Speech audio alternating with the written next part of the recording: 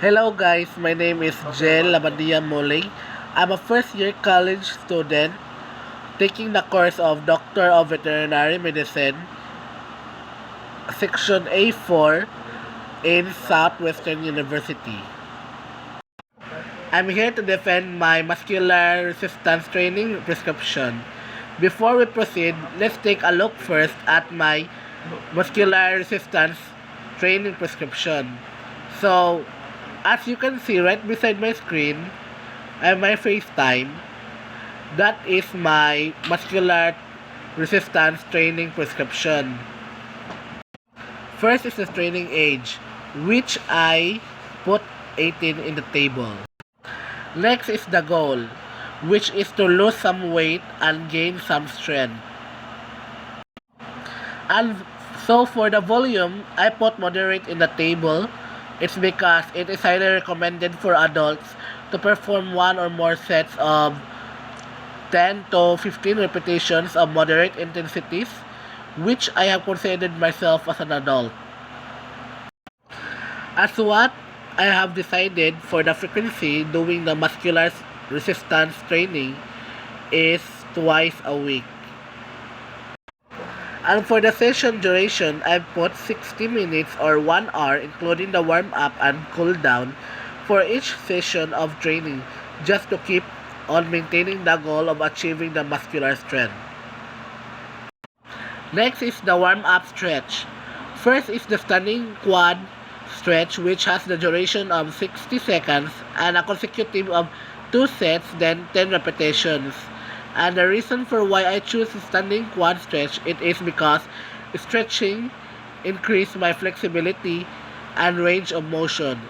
But it also improves circulation, reduces the risk of injury and stiffness, and boosts my ability to perform during various exercises.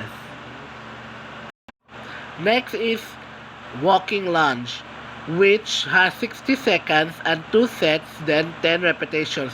Same as for the standing quad stretch. My reason for choosing this is that it can help increase my range of motion by helping to increase flexibility and loosen up my hips and hamstrings. It also improves posture and balance. Next is the side stretch, which is also has the same duration, which is 60 seconds and 2 sets, as well as for the repetition, which is 10. Same for both the standing quad stretch and the walking lunge. My reason for this is that it stretches and strengthens our intercostal muscles. These are the muscles between the ribs, which they help support the ribs.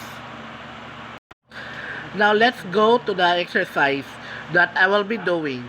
First is the rotating toe touches, which has 2 sets and 20 repetitions. And for the resting part, I put 3 to 4 minutes for me to gain my strength. And for the part of the load, I put 75% 1 RM.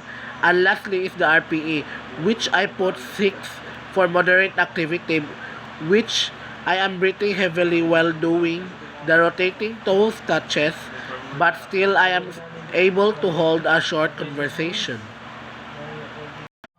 Next is the sit and reach, which has 2 sets, 15 repetitions, and has 2 to 3 minutes of resting to regain my strength. For the load part, I put 75% 1 RM, and the RPE, which I put is 6 for moderate activity and has the same reason as for rotating touches. Next is the Glute Bridge, which has 2 sets, 10 repetitions, and has 2 to 3 minutes of resting to regain my strength. For the load part, I put 75% 1 RM, and the RPE, which I put is 6 for moderate activity again, and has the same reason as for both the rotating toe touches and sit and reach, which I am breathing heavily while doing it, but still I am able to hold a short conversation a little bit. The next one is curl up, which I put in 2 sets, 15 repetitions, and for the resting part, I then put 3 to 4 minutes in order for me to regain my strength back. For the load part, I put 85% 1 RM. Lastly, for the RPE, I then put 7, and my reason for this is because 7 is for vigorous activity are the borderline for uncomfortable, which partially doing this made me very uncomfortable, and also I experienced some of the short of breathing.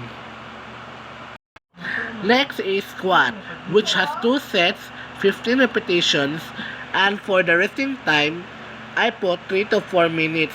Also still same reason as the others why I wrote that specified resting time.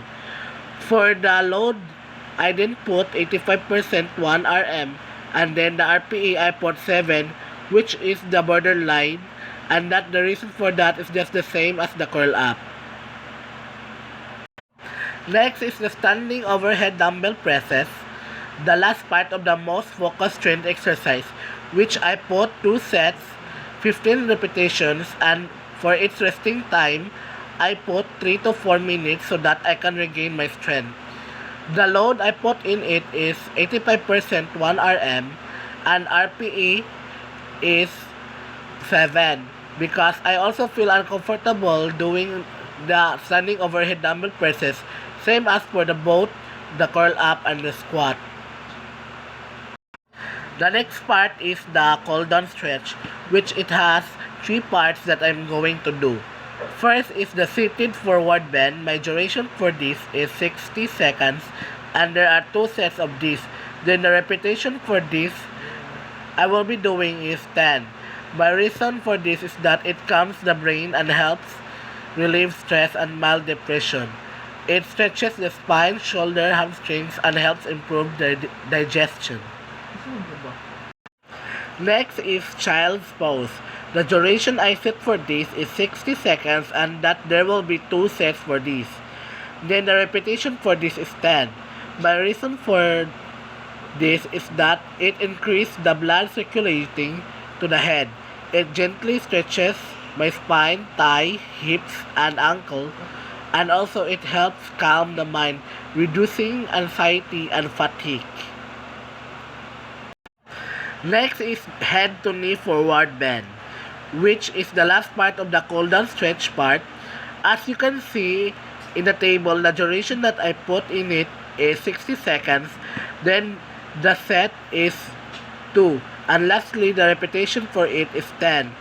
My reason for this is that it calms the brain and helps relieve mild depression, improves digestion, gently stretches the spine, hamstring, groins, and shoulder, and it stimulates the liver and kidneys, and lastly, it helps relieve anxiety, fatigue, and headache. How does it help develop my muscle? For the rotating toe touches, it relies on the developing of my strong muscles in my glutes, hip flexors, quads, hamstring, calves, and core to properly perform a standing toe tap. For the sit and reach, it measures the flexibility of the lower back and hamstring muscles. This test is important as because tightness in this area is implicated in lumbar lordosis, forward pelvic tilt, and lower back pain. For the glute bridge, it does a great job of activating and strengthening your core stabilizer muscles, which the transversus abdominis and multifidus muscles enclose your entire midsection. It also works on hamstrings, lower back, abs, in addition to the glutes. For the curl up, it is an effective exercise for recruiting the rectus abdominis muscle and increasing its general strength. It also helps in the involvement of the flexion of the thoracic portion of the spine to the left, weight of the shoulders and head of the floor using rectus abdominis assisted by the obliques. For the squat, it develops our core muscles, which these muscles include rectus abdominis, obliques, transverse abdominis, and erector spinae.